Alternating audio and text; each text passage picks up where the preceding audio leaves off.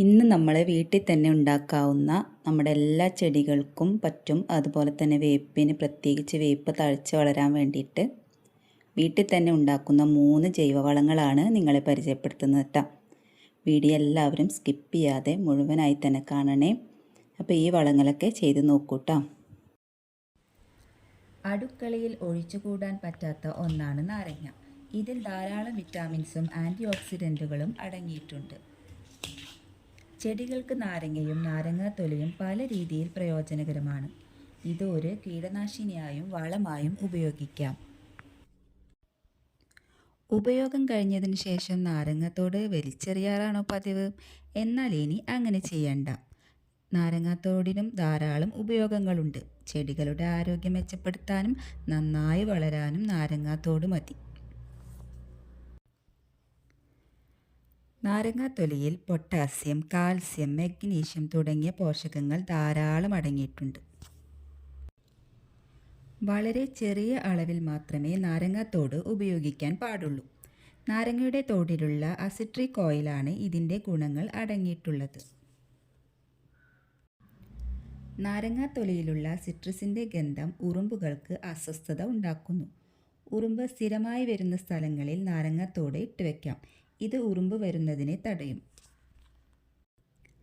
ചെടികളിൽ പലതരം കീടങ്ങളുടെ ശല്യം ഉണ്ടാവാറുണ്ട്.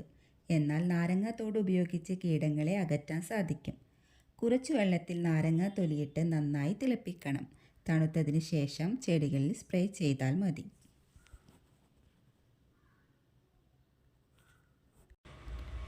നാരങ്ങാത്തോട് കമ്പോസ്റ്റിൽ ചേർക്കുന്നത് നല്ലതാണ്.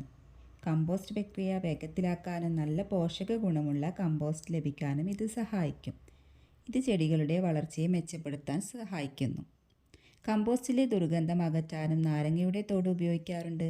ഇത് കമ്പോസ്റ്റിൽ ചേർത്ത് കൊടുത്താൽ മതി. ദുർഗന്ധം മാറ്റി നല്ല ഗന്ധം ലഭിക്കും. മണ്ണിൻ്റെ അമ്ലാംശം കൂട്ടാൻ കമ്പോസ്റ്റിൽ നാരങ്ങാത്തൊലികൾ ചേർക്കുന്നത് കമ്പോസ്റ്റ് വേഗത്തിൽ അലിയാനും അമ്ലം വർദ്ധിപ്പിക്കാനും സഹായിക്കും. നാരങ്ങാത്തൊലികൾ ചെടിയുടെ ചുവട്ടിലിട്ട് മണ്ണിനടിയിലേക്ക് ഇളക്കി ചേർക്കാം. ഇത് മണ്ണിൽ അലിഞ്ഞു ചേരുമ്പോൾ ചെടികൾക്ക് നല്ല വളമാകും. നാരങ്ങാത്തൊലികൾ കുറച്ചു ദിവസം വെള്ളത്തിലിട്ട് വെച്ച് ആ പോഷകാംശം നിറഞ്ഞ വെള്ളം ചെടികൾക്ക് ഒഴിച്ചു കൊടുക്കാവുന്നതാണ്. ചെടികളിലെ കീടങ്ങളെ അകറ്റാൻ ഇത് വളരെ നല്ലതാണ്. ഇനി നാരങ്ങയുടെ തൊലി വെറുതെ കളയാതെ ഈ രീതിയിലെല്ലാം ഉപയോഗിച്ച് നോക്കാവുന്നതാണ്.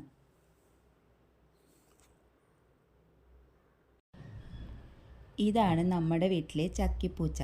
ചക്കിപ്പൂച്ചക്ക് പോലും കൊടുക്കാതെ ഞാൻ ഇന്നൊരു സാധനം വേപ്പിനൊഴിച്ചു കൊടുക്കാൻ പോവുകയാണ്. അതൊഴിച്ചു കൊടുത്താൽ വേപ്പിനുണ്ടാകുന്ന മാറ്റം നിങ്ങൾ കണ്ട് തന്നെ അറിയണം. അത്രയ്ക്കും ഫലമുള്ള ഒരു വളമാണ് ഇന്ന് വേപ്പിനൊഴിക്കാൻ പോകുന്നത്.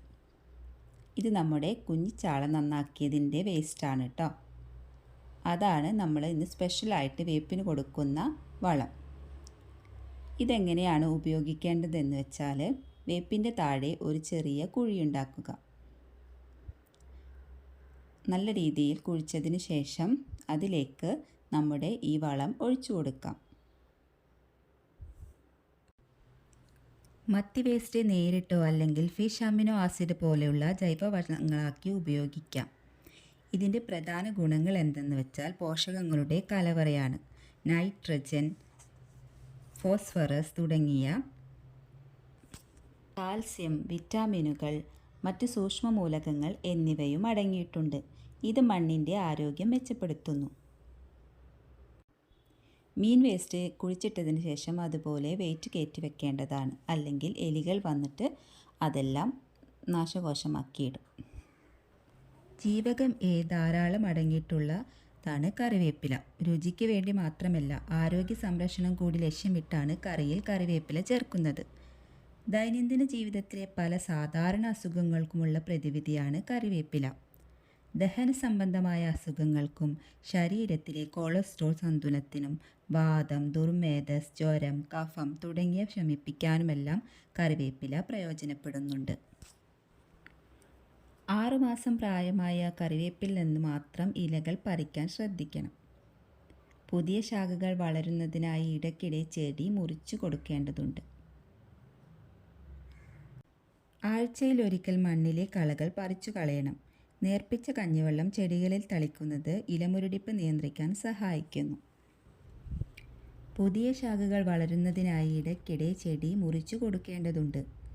6 മാസം പ്രായമായ കറിവേപ്പിൽ നിന്ന് മാത്രം ഇലകൾ പറിക്കാൻ ശ്രദ്ധിക്കുക. കറിവേപ്പിലകൾ ഉപയോഗത്തിനായി പറിച്ചെടുക്കുമ്പോൾ ഇലകൾ മാത്രം പറിച്ചെടുക്കാതെ തണ്ടോടെ പറിച്ചെടുക്കാൻ ശ്രദ്ധിക്കണം. അപ്പോൾ പുതിയ കമ്പുകൾ കിളിർത്തു വരുന്നതാണ്.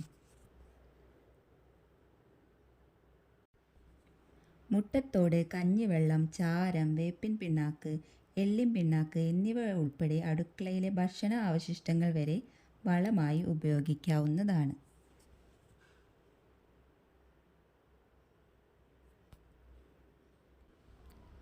ആരോഗ്യകരമായ വേപ്പില കിട്ടാൻ വേണ്ടി വീട്ടിലുണ്ടാക്കുന്ന വേറെ വളം പരിചയപ്പെടുത്താം. മുട്ടത്തോട് പൊടിച്ചതും തേയിലപ്പിണ്ടിയും കഞ്ഞിവെള്ളവുമാണ് ഇവിടെ എടുത്തിട്ടുള്ളത്.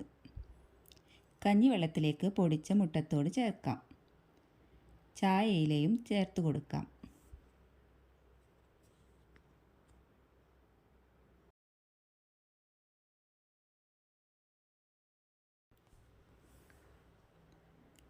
ഈ മിശ്രിതം ഒരാഴ്ച പുളിക്കാനായി വെക്കുക.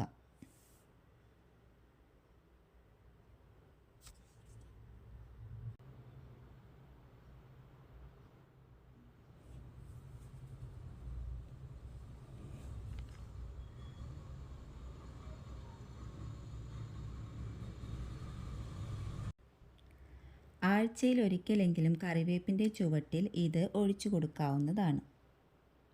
കറിവേപ്പില തഴച്ചു വളരാൻ ഇത്രയും നല്ല വളം വേറെ ഇല്ല. കഞ്ഞിവെള്ളം ഒരു ജൈവ കീടനാശിനിയാണ്. ജൈവവളമായി ഉപയോഗിക്കാവുന്നതാണ്. മുട്ടത്തോടിൽ calcium carbonate, magnesium, potassium, zinc എല്ലാം അടങ്ങിയിട്ടുണ്ട്. തേയിലപ്പൊടിയിലും ധാരാളം മൂലകങ്ങളുണ്ട്. ഇത് മൂന്നും കൂടി ചേരുമ്പോൾ നല്ല ജൈവവളമായി പ്രവർത്തിക്കുന്നു. മണ്ണിലൊഴിക്കുമ്പോൾ ജീവാണുക്കളുടെ പ്രവർത്തനം വർദ്ധിപ്പിക്കുകയും അവയുടെ വർധനവുണ്ടാവുകയും ചെയ്യും. ചെടികളുടെ വേരുകൾക്ക് അത് ഗുണം ചെയ്യും. മണ്ണിൽ നിന്ന് നന്നായി ഗുണങ്ങൾ വലിച്ചെടുക്കാൻ ഇതിന് സാധിക്കുന്നു. മറ്റു ചെടികളിൽ ഒഴിച്ചു കൊടുത്താലും നന്നായി പൂക്കാനും കായ്കൾ ഉണ്ടാവാനും ഒക്കെ പ്രയോജനമാണ്.